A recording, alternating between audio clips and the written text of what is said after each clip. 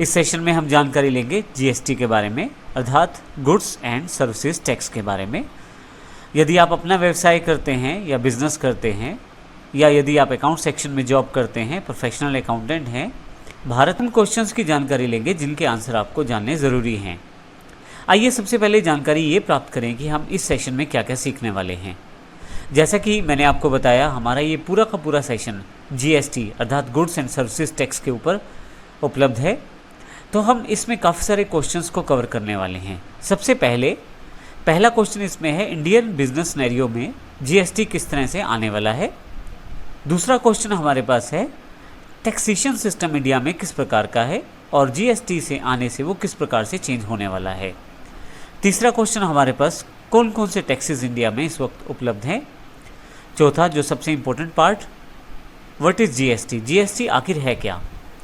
पांचवा पार्ट हमारे पास है, GST implementation in India, Bharat में जीएसटी को इम्प्लीमेंट किस प्रकार से किया जाएगा, इसको हम देखेंगे।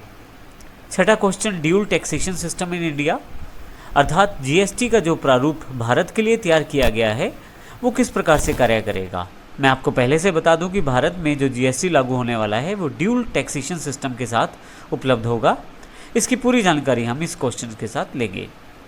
सातवां पॉइंट जो हम डिस्कस करेंगे, यदि आप भारत में कोई व्यवसाय बिजनेस करते हैं या किसी प्रकार की सेवा प्रदान करते हैं तो आप अपने आप को जीएसटी के अंतर्गत किस प्रकार से रजिस्टर करवा सकते हैं। आठवां क्वेश्चन हमारे पास रहेगा, जीएसटी इनपुट टैक्स क्रेडिट किस प्रकार प्राप्त किया जाए। नौवां क्वेश्चन, आज जो ऑलरेडी हमारे पास टैक्स सिस्टम इंडिया में उपलब्ध है उससे जीएसटी में क्या भेद है, अर्थात जो पहले सिस्टम है और जीएसटी आने के बाद क्या अंतर रहेगा। अगर हम पुराने टैक्सेशन सिस्टम को हटा के नया टैक्सेशन सिस्टम जैसे जीएसटी लाने वाले हैं भारत में, तो जीएसटी के क्या क्या बेनिफिट्स होने वाले हैं, जीएसटी के रेट्स क्या होने वाले हैं। फिर हम देखेंगे जीएसटी को अकाउंट्स में जर्नल एंट्रीज के द्वारा किस प्रकार से रिकॉर्ड किया जा सकता है। फाइनली इस सीरीज़ में जीएसटी के रिटर्न्स और पेमेंट्स की जानकारी ऑनलाइन किस प्रकार से आप भर सकते हैं। तो आइए शुरू करते हैं इस सेशन को, जो हमारे पास सबसे पहले पॉइंट से शुरुआत करेंगे, जो कि इंडियन बिजनेस सिनेरियो के अंतर्गत रहेगा।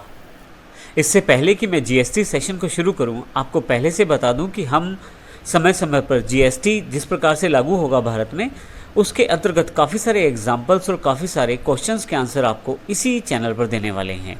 तो यदि आपने इस चैनल को सब्सक्राइब नहीं किया है तो अवश्य सब्सक्राइब कर लें, ताकि जीएसटी के जितने भी एग्जाम्पल्स हम लाने वाले हैं वो सभी आपको जानकारी के साथ उपलब्ध होते रहें। तो आइए शुरू करते हैं। तो आइए जीएसटी को सबसे पहले अच्छी तरह से समझने के लिए हम ये जानकारी ले लेते हैं कि इंडियन बिजनेस सिनेरियो है क्या, अर्थात भारत में बिजनेस किस प्रकार से किया जाता है या कौन कौन से प्रारूप उपलब्ध हैं यदि भारत में कोई काम आप करते हैं प्रोफेशनल या बिजनेस के रूप में। सबसे पहले बात करते हैं मैन्युफैक्चरर्स।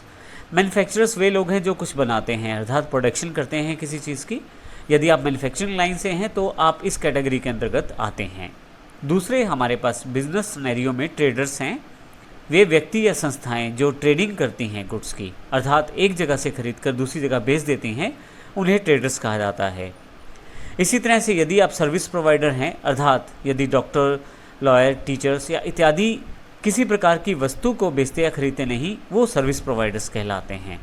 जैसे डॉक्टर्स अपनी सेवाएं प्रदान करते हैं, वकील और टीचर्स अपनी सेवाएं प्रदान करते हैं। तो तीन मुख्य प्रारूप हैं बिजनेस के भारत में, मैन्युफैक्चरर्स, ट्रेडर्स और सर्विस प्रोवाइडर्स। अब भारत में यदि आप किसी भी बिजनेस सिनेरियो से जुड़े हैं, चाहे आप मैन्युफैक्चरर हैं, चाहे आप ट्रेडर्स हैं या आप सर्विस प्रोवाइडर हैं, आप किसी भी सेगमेंट से हों, आपको टैक्स देना पड़ता है। भारत में टैक्स सेंट्रल गवर्नमेंट और स्टेट गवर्नमेंट दोनों के द्वारा प्राप्त किया जाता है। अर्थात आप चाहे मैन्युफैक्चरिंग करते हैं, किसी गुड्स की प्रोडक्शन करते हैं, या आप ट्रेडिंग करते हैं अर्थात माल को खरीदते या बेचते हैं, या आप किसी प्रकार की सेवाएं प्रदान करते हैं, तो सेंट्रल गवर्नमेंट के कुछ टैक्सेस आप पे रहते हैं और स्टेट गवर्नमेंट के कुछ टैक्सेस आप पे रहते हैं। आइए देखते हैं किस प्रकार से टैक्सेस आपके ऊपर लगते हैं। सभी इंडियन बिजनेस सिनेरियो की बात की जाए तो 15 से ज़्यादा टैक्स भारत में केंद्र सरकार और राज्य सरकार अर्थात सेंट्रल और स्टेट गवर्नमेंट के द्वारा लगाए जाते हैं। सबसे पहले बात करते हैं सेंट्रल गवर्नमेंट के द्वारा लगाए जाने वाले टैक्सेस की। Custom duties, central excise, service tax, surcharge इत्यादि सेंट्रल गवर्नमेंट के द्वारा कलेक्ट किए जाते हैं।